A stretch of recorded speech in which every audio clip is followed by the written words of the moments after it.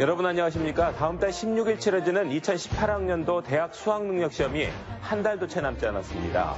수험생들 모두 마무리 준비 잘 하시기 바랍니다. 오늘 정재영의 파워 인터뷰에서는 취임 1주년을 맞은 조선대학교 강동원 총장과 함께 대학 교육 현안 등에 대해서 얘기 나눠봅니다. 장수정의 톡톡에서는 월출산 국화축제를 준비하고 있는 전동평 영암군수를 만나봅니다. 열린공간톡 지금 시작합니다.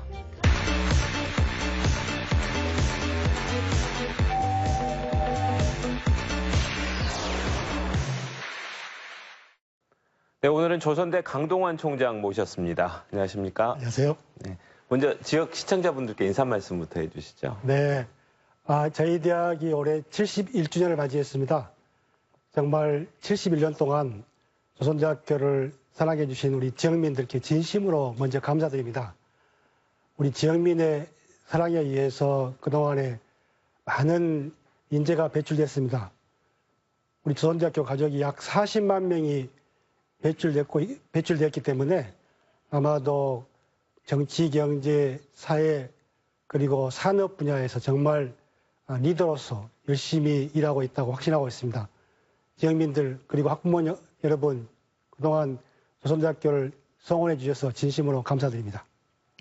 예, 이제 총장 취임하신 지 이제 1년이 조금 더 지났더라고요. 작년 9월 말에 이제 취임하셨지 않습니까? 이제 취임하셨을 때 당시에 뭐 여러 가지 생각도 있으셨을 것 같고 1년이 지난 지금하고 좀 어떤 점들이 좀 달라지셨는지 말씀을 해주시죠. 네, 제가 작년 9월 29일 취임했습니다. 그러니까 그때가 조선대학교 개교 70주년이었거든요.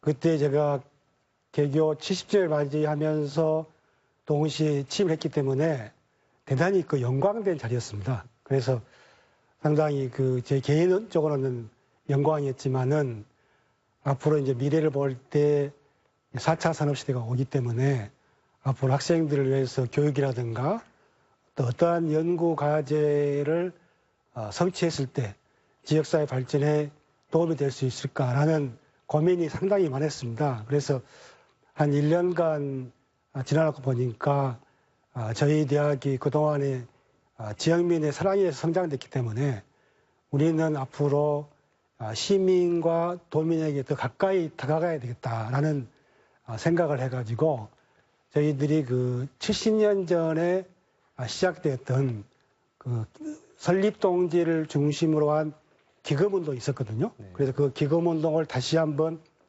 재현시키기 위해서 See You Again 7만 2천 프로젝트를 하게 됐는데 그 See You Again 7만 2천 프로젝트에 따라서 여러 분야의 획기적인 성과가 있었습니다. 특히 이제 우리 대학이 이제 국제화 지수가 굉장히 높아지게 됐고 특히 이제 몽고라든가 베트남 그리고 중국으로부터 많은 학생들이 지금 들어와 있거든요.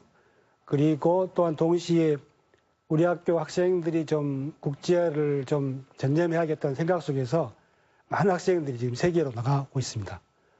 동시에 그동안에 이제 연구 사업을 좀 촉진시켜가지고 저희들이 지난 1년간 한 1,400억 정도의 연구비를 수주했는데 그 중에 이제 중요한 연구비는 소프트웨어 중심 대학이라는 사업이 있거든요. 그게 이제 호남에서는 최초로 했는데 지금 4차 산업을 맞이해가지고 소프트웨어 중심 대학 사업을 저희들이 추진하게 됐고 동시에 요즘에는 이제 고등교육도 중요하지만 평생교육이 또 중요하지 않겠습니까? 그래서 저희들이 평생교육 체계를 위한 새로운 미래사회 융합대학을 만들게 됐거든요. 그래서 이제 소프트웨어 중심 사회와 평생교육 시대를 대응하는 모형들을 지금 구축하게 됐습니다. 그런 부분이 굉장히 자랑스럽고 특히 사회 맞춤형 산학협력 사업이 있거든요. 그래서 우리 지역에 있는 기업체와 교수님들 그리고 학생이 동시에 이렇게 산업협력하는 모델이 있는데 그 모델이 지금 링크 플러스라고 하는 사업이 있는데 그 사업에도 저희들이 한 220억 정도 수입했기 때문에 상당히 우리 조선대학교가 과거에 달리 사회협력 그리고 산학협력 분야에서 동시에 국제적인 분야에서 많은 선도적인 역할을 하고 있다고 생각하고 있습니다. 네. 아니, 지난 2년간에 이제 느낀 점 처음 하고 지금 말씀해 주시라 했더니 자랑을 너무 많이 해주셔가지고 하나씩 좀 짚어봐야 될 것 같고요. 이제 아무래도 조선대학교만의 문제는 아닌데 지역 대학들, 특히 이제 지방 대학들의 가장 큰 문제가 이제 구조개혁에 따른 뭐 이제 인력 정원 감축 문제가 될 것 같은데 뭐 지난 한 1년 반, 2년 동안 이루어졌던 대학 구조개혁 과정을 보면은 오히려 지방대는 계속 정원이 감축이 되고 수도권 지역은 오히려 늘었다. 뭐 이런 지적들이 있는데 동의를 하시는 건지 어떻습니까? 그렇습니다. 지금 데이터상으로도 서울에 있는 대학들은 좀 정원이 늘고 또 지역에 있는 대학들은 지금 정원이 감축됐거든요. 아마 지역에 있는 대학들은 최소한 10% 정도 감축됐기 때문에 사실 등록금에 의존하고 있는 대학 같은 경우는 굉장히 재정적인 위기가 있습니다. 그런데 이제 우리나라 사회가 정치, 경제, 사회, 문화가 수도권 중심으로 이렇게 개편이 되다 보니까 지역 대학들이 지금 많은 어려움을 겪고 있는데 사실 오늘날 그 디지털 문명 사회에 있어서 지역이라든가 공간은 큰 의미가 없거든요. 그렇기 때문에 앞으로 지역이 도약적으로 발전할 수 있는 계기가 되는데 저희 지역에는 이제 그 나주 혁신 도시가 활성화가 되고 있기 때문에 앞으로 지역 대학들도 나주 혁신 도시에 이미 뿌리를 내리고 있는 한전을 중심으로 한 여러 분야에 좀 좋은 협력 체계를 만들어 가지고 우리 조선대학도 지역 대학 속에서도 활성화될 뿐만 아니라 지역을 넘어서 결국은 저는 국제화해야 된다고 생각하고 있습니다. 그러니까 현실적으로 이제 지방 대학의 정원 감축이 수도권보다 많이 이루어진 건 사실이지 않습니까? 네, 그렇죠. 이제 당초 정부 교육부에서 이야기했던 거하고는 좀 다른 방향인 건 맞는 사실인 것 같은데 가장 큰 이유를 꼽자면 뭐라고 보시나요? 그렇습니다. 지금 아무래도 이제 구조개혁을 하다 보면 강자보다는 약자에게 더 사실은 그 메시를 내기 쉽지 않습니까? 그래서 이제 지방에 있는 대학들이 아무래도 어려움을 겪게 되는데 사실은 앞으로 이제 저는 학문이라는 것은 지역이 중요한 것이 아니고 학문의 경쟁력이 중요하기 때문에 저희들이 이걸 극복해야 한다 생각을 해요. 왜냐하면 지금 현재 그 학력 아동 인구가 굉장히 줄고 있거든요. 그렇기 때문에 어쩔 수 없이 이제 고3 졸업생이 줄게 되는데 그러한 시대적 상황에 맞춰서 대학도 이제 체제를 지금 개편해야 됩니다. 그래서 저희들도 이 구조개혁에 대비해가지고 두 가지 방향으로 목표를 취하고 있습니다. 하나는 4차 산업시대에 맞는 새로운 교육 모델을 만들어야 된다. 동시에 이제 과거에는 백화점식 학과였지 않습니까? 이런 부분을 좀 통합해서 융합적으로 교육받을 수 있는 좀 구조를 만들어야 되겠다라는 생각으로 지금 구성원들과 지금 협의를 진행하고 있습니다. 이게 이제 당장 이제 내년에 또 추가로 이제 2차로 이루어지지 않습니까? 구조 조정이. 그렇죠. 내년 지금 2018년 상반기에 2주기 구조 계획이 지금 예고되어 있거든요. 네. 저희들도 사실 전국의 대학들이 지금 비상입니다. 여러 가지 면에서. 그래서 각각의 그 구조계에 알맞는 지표를 산출하기 위해서 정말 저희들도 실무 기획단을 만들어가지고 지금 대응하고 있습니다. 이제 앞서도 말씀하셨습니다만 이제 자체 경쟁력을 갖추기 위한 이제 자체 개혁도 필요할 것 같은데 그러다 보면 이제 구성원들 내부에서의 어떤 구조개혁이라든지 융복합이라든지 이런 부분에 있어서 그런 부분도 이제 논의가 이루어져야 될 것 같은데 실제로 이루어지고 있고 가장 큰 어려움은 뭐 어떤 점이라고 하시나요? 아무래도 이제 이 사회 구조는 기득권 중심으로 보수적인 사회거든요. 그래서 혁신 모형에 대해서 아무래도 저항감이 있습니다. 그래서 이제 여기에는 지금 설득이 굉장히 필요한데 최근에 좀 고무적인 이야기는 이번에 그 노벨 경제학상을 받은 그 시카고 대학의 세일러 교수가 지은 책에 넛지라고 하는 책 있지 않습니까? 네. 이 넛지라는 책을 보면 부드러운 개입을 통하여 바꿀 수 있다. 부드럽게 리더십을 갖더라도 카리스마에서 비해서 더 효과적인 변화를 일으킬 수 있다는 그런 책을 제가 읽고서 우리 대학에서도 어떤 수직적인 그 위에서 아래로 하는 그런 수직적인 구조 개혁보다는 밑에서 위로 올라가는 그리고 그 미래에 대한 어떤 그 미션을 주면서 정말 부드럽고 스마트하게 구조 개혁을 할 수 있도록 지금 추진하고 있기 때문에 저희들이 조만간 연말까지는 성과가 있을 것으로 이렇게 예상되고 있습니다. 미리 이제 사전 대응도 하는 차원이라고 봐야겠네요. 그런 부분들은. 네, 그렇습니다. 예. 그리고 이제 한 가지 더 좀 불편한 질문 하나 더 하고 넘어가야 될 것 같은데, 이제 조선대학교 현안 중에 하나가 이제 이사회 학내 갈등 부분이지 않습니까? 이게 이제 너무 오랜 시간 동안 계속돼 왔던 거고, 지금도 이제 지금 뭐 이사진 문제를 놓고 갈등을 빚고 있는데 가장 큰 문제점, 쟁점은 뭐고 지금 현재 진행 상황은 어떻습니까? 그렇습니다. 정말 저희 시민들에게 우리 학내 갈등이라기보다는 사실 이사회 갈등이거든요. 그래서 이제 우리 교수님들, 학생들은 정말 교육과 연구에 전념하고 있는데 이사회 개편에 관한 부분이 굉장히 중요한 부분이거든요. 왜냐하면 2기 이사회가 구성돼 가지고 올해 2월 25일 날 이미 임기가 만료됐습니다. 현재 지금 이사 부존재 상태거든요. 네. 그런데 긴급 사무 처리권을 가지고 우리가 지금 학교 경영에 참여하고 있는데 지금 중요한 쟁점은 두 가지입니다. 하나는 저희들이 1946년도에 설립 당시에 설립 정신이 있는데 설립 정신에 맞는 이사지를 어떻게 구축할 것인가라는 문제와 지금 우리 한국만 아니고 전 세계적으로 이 디지털 문명 사회에 와가지고 4차 산업에 대응하는 교육을 해야 되는데 이러한 교육이 저희 대학으로서는 100년 대계의 모형을 만들어야 되거든요. 그래서 이 설립 정신의 회복과 새로운 디지털 문명 사회에 대응하는 교육 모델을 만들기 위해서는 반드시 그 새로운 이사가 지금 굉장히 필요한 시점이거든요.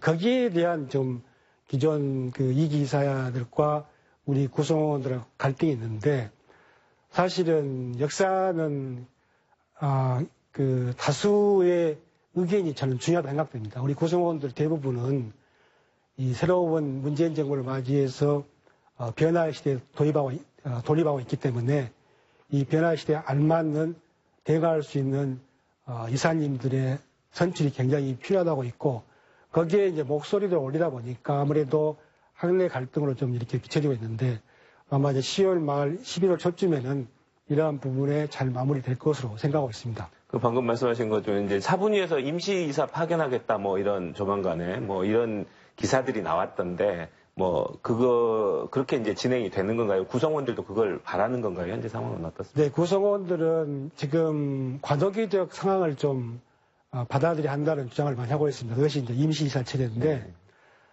제가 이제 학교를 경영을 지금 책임지고 있는 총장으로서는 어떠한 형식의 결정이 10월 말에 나오더라도 저는 그게 이제 시기는 제가 이제 확정할 수 없습니다. 그렇지만 어떠한 결정이 나오더라도 그 결정에 대해서 구성원과 광주 시민들로부터 공론화는 좀 있어야 된다. 공감이 돼야 되겠다는 생각을 하고 있습니다. 그래서 공감할 수 있는 방법을 저희들이 찾아가지고 우리 광주 시민과 조선대학교 구성원들이 받아들일 수 있도록 한번 저희들이 여러 가지 방안들을 모색하고 있습니다.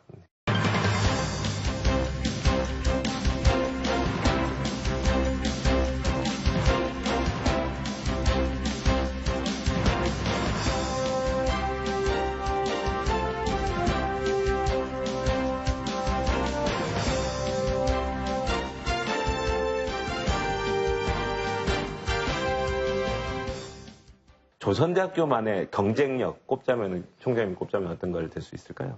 네, 저희 대학 경쟁력은 이제 다 특화된 모형도 있지 않습니까? 저는 이제 조선대학교 경쟁력은 조선대학교 정신이라고 저는 말하고 싶어요. 그래서 우리 조선대학교의 교과에 보면 막는 것 산이거들 무누고 못가라고 하는 그런 불굴의 정신을 이야기한 적이 있거든요. 그래서 제가 그 미국의 그 펜실베니아 대학의 그 심리학과 교수님이 쓴 책에 그 그리트라고 하는 책이 있어요. 책은 굉장히 베스트셀러였는데 미국의 성공한 사람들의 그 인사들을 대상으로 조사를 해보니까 IQ라든가 재능이라든가 공부를 잘했기 때문에 성공한 것이 아니었고 그 사람들이 그 끈질긴 의지 또 불굴의 정신 이런 것들이 굉장히 중요했다는 것을 제가 책을 보고 알게 됐는데 그게 이제 지금 그리트, GRIT라고 하는 정신이거든요. 그런데 저희 조선대학교가 자랑하고 싶은 것은 우리 대학에 들어온 학생들이 4년 교육기간 중에 조선대학교 역사성에서 이러한 그 불굴의 의지정신을 배우는 것 같아요. 그래가지고 사회에 나갔을 때 어떠한 역경이 오더라도 극복해 나가는 이러한 그 모델들이 많기 때문에 조선대학교를 정말 자랑하고 싶은 것은 우리 대학에 들어온 학생들이 자기 내면에 있는 그 어떤 위대한 정신이 있지 않습니까? 모든 개인에게는 위대한 정신이 있거든요. 그런 위대한 정신을 깨달아가지고 그걸 자기 실현해가는 그런 훌륭한 학생들이 많이 있기 때문에 조선대학교가 자랑하고 싶은 것은 그런 불굴의 의지정신을 가지고 성공한 사람들이 많기 때문에 정말 그 어떤 실용적인 그런 학풍을 갖고 있다고 말씀드리겠습니다. 학풍 이제 강조를 하셨는데 그리고 이제 총장님께서 작년에 이렇게 취임하실 때 말씀하셨던 게 새로운 대학 르네상스를 만들겠다. 앞서도 이제 여러 가지 지난 1년간의 성과들 말씀하셨는데 좀 어떤 내용인지 간단히 좀 소개를 해주세요. 그렇습니다. 그 르네상스는 우리가 이탈리아에서 16세기 전후에서 일어난 문해 부흥 운동 아니겠습니까? 그래서 저희들이 이제 대학 르네상스라고 말을 쓴 이유는 이제 대학을 새롭게 부흥을 시켜야 되겠다라는 의미거든요. 그래서 과거의 대학 모형은 성적순의 대학 모형이었다면 미래의 대학 모형은 저는 가치 창출이 있다고 봐요. 대학이 사회에 어떠한 가치를 만들어내는가 이게 저는 굉장히 중요하다고 생각하고 있기 때문에 그 대학 가치 창출은 실질적으로 우리 지역 관점에 온다면 지역 혁신 가치로 생각됩니다. 그래서 조선대학교를 통해서 광주라든가 전라남도에 지역적으로 혁신할 수 있는 많은 가치들을 만들어냈다면 그게 새로운 대학의 모형이라고 저는 보고 있거든요. 평화인문 르네상스, 4차 산업과학 르네상스, 그리고 이 공유와 나눔 경제 르네상스 세 가지를 추구해가지고 대학 르네상스를 지금 추진하고 있습니다. 예. 굉장히 이제 그동안에 이제 대학들이 뭐 인문학이 무너졌다, 뭐 취업 위주의 직업학교처럼 됐다 했는데 그런 방향을 조금 깨치고 싶은 그런 마음이신 것 같은데 또 현실적으로 우리 학생들 입장에서는 취업이 잘 돼야 되는 것들이 가장 지금 목표가 되다 보니까 근데 이제 덧붙여서 아까 이제 혁신도시 말씀하셨습니다만은 이제 혁신도시 공공기관들이 지역 인재 채용률 높이겠다, 뭐 2022년까지 30% 달성하고 블라인드 채용 시작하겠다. 했는데 그거에 맞춰가지고 지역 우리 조선대학교에서도 어떤 대응하고 계시나요? 어떻습니까? 네, 그렇습니다. 지금까지는 작년 데이터를 보면 한 13% 정도였거든요. 그래서 아마 이제 2020년 넘어서 30%를 지금 예치하고 있기 때문에 저희 대학에서도 이제 중요한 것은 그런 그 특화형 교육 또 맞춤형 교육이 굉장히 중요하다고 생각하고 있습니다. 그래서 지금 과거에 학생들이 요구했던 교육은 이 수직적인 전공 중심의 수직적인 교육이었다면 지금 학생들은 수평적인 교육을 지금 원하고 있거든요. 그래서 자기의 전공과 타 전공이 접목하고 연결할 수 있는 그런 것을 원하고 있기 때문에 저희 대학에서 이제 그 융합 프로그램을 지금 많이 만들고 있습니다. 그래서 학생들이 이제 전공과 관련 없이 이제 전공이 이제 과거의 개념이거든요. 그래서 이제 전공보다는 자기가 융합적으로 설계할 수 있는 자기 설계 주도형 그러한 그 교육과정을 만들어가지고 지금 혁신도시의 우리 그 기관들에게 취업할 수 있는 맞춤형 그런 제도들을 지금 많이 만들어가고 있습니다. 예, 알겠습니다. 그리고 이제 우리 총장님은 이제 모교지 않습니까? 네, 그렇습니다. 그리고 이제 치과 의사셨고 치대 교수님이셨고 했는데 처음에 이렇게 이쪽을 지망하게 됐던 거는 어떤 계기가 있으셨나요? 어떠세요? 그게 아마 제 고등학교 2학년 여름방학 때 그때 저희 고등학생이 보는 학원이라고 하는 잡지가 있었거든요.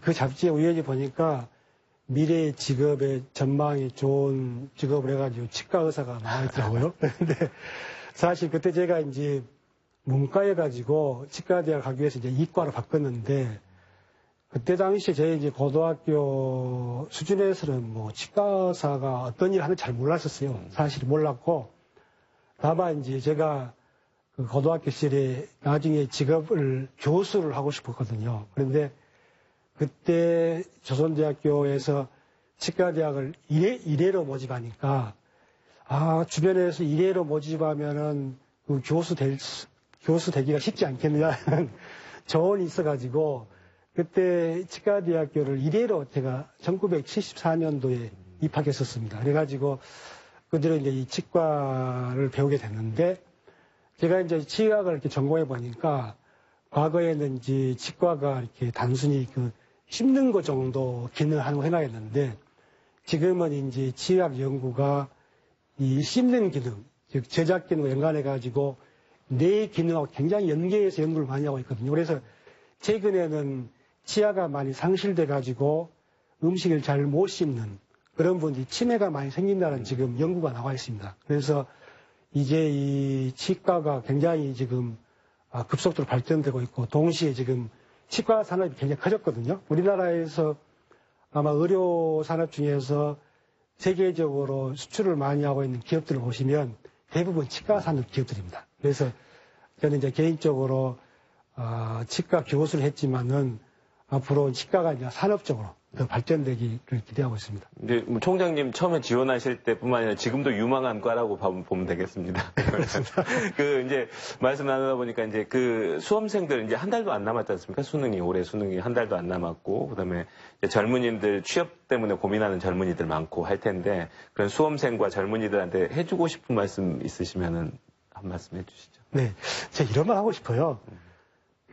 우리 옛날에 60년대, 70년대 하더라도 저희 때는 헝그리 정신이라는 말 많이 했거든요. 헝그리 정신. 그래서 아마 지금 우리 젊은이들이 배고픔 때문에 공부하지 않을 거로 생각됩니다. 다만 이제 정신적으로 예전보다 좀 그 헝그리 정신이 부족하다고 생각이 드는데 제가 이제 개인적으로는 애플사의 그 스티브 잡스의 그 생각과 철학을 굉장히 좋아하는데 그분이 췌장암을 걸리고 극복해가지고 2005년도에 스탠포드 대학 가서 그 졸업식 연설을 했지 않습니까? 그때 그 유명한 연설이 있는데 마지막 그 문구에 스테이 헝그리, 스테이 풀릿이라는 말 나옵니다. 근데 보통 우리 헝그리 하면은 배고프다는 말이잖아요. 근데 이제 그 헝그리의 다른 뜻이 이제 갈망하다는 뜻이 있거든요. 그러니까 우리 젊은 그 고등학생들, 청춘들에게 저는 정말 뭔가 그 헝그리 정신 갑니다만은 갈망하는 마음을 좀 가져라. 좀 꿈을 좀 갖자. 이런 말씀을 드리고 싶어요. 왜냐하면은, 과거처럼 우리가 물질적으로, 이렇게 빈곤의 시대는 아니기 때문에 이제는 정신적으로 정말 세상을 변화시키는데 동참할 수 있는 그런 좀 꿈을 가져야 되기 때문에 저는 스티브 잡스가 이야기한 그 스테이 헝그리 정신을 지금도 이야기하고 싶어요. 네. 우리 젊은이들에게. 알겠습니다. 이제 말씀 나누다 보니까 이런저런 얘기하다 보니까 시간이 거의 다 돼서 끝으로 이제 우리 지역민들 또 학생들한테 우리 인사 말씀, 정리 말씀 해주시죠. 네. 우리 대학에 많은 이제 학생들이 있습니다. 저는 이 지역의 미래는 젊은 학생들에게 달려있다고 봅니다. 그래서, 그 스티브 잡스가 어려울 때, 그 펩시콜라의 그 존 스커리아는 그 CEO를 찾아가서 이 스카우트를 제의할 때 거부를 했는데 그때 했던 유명한 말이 있어요. 뭐냐면은 존 스커리에게 펩시콜라니까 당신은 평생 동안 설탕물이나 팔면 살렵니까? 아니면 나와 함께 세상을 변화시키는 일에 참여하겠습니까? 이렇게 질문합니다. 그러니까 존 스커리가 거기에 감명을 받아가지고 이 애플사로 옮기거든요.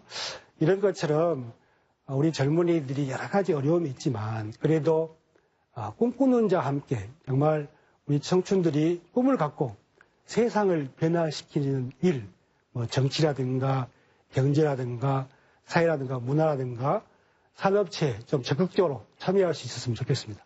예, 알겠습니다. 오늘 말씀 감사합니다. 감사합니다. 예, 오늘 정재영의 파워 인터뷰에서는 강동환 조선대 총장과 함께했습니다. 개교 71주년을 맞은 조선대학교가 지역민과 보다 소통하고 지역 발전을 위한 인재의 산실이 될 수 있기를 기대해 보겠습니다. 이번 주 정재영의 파워 인터뷰 여기서 마칩니다. 고맙습니다.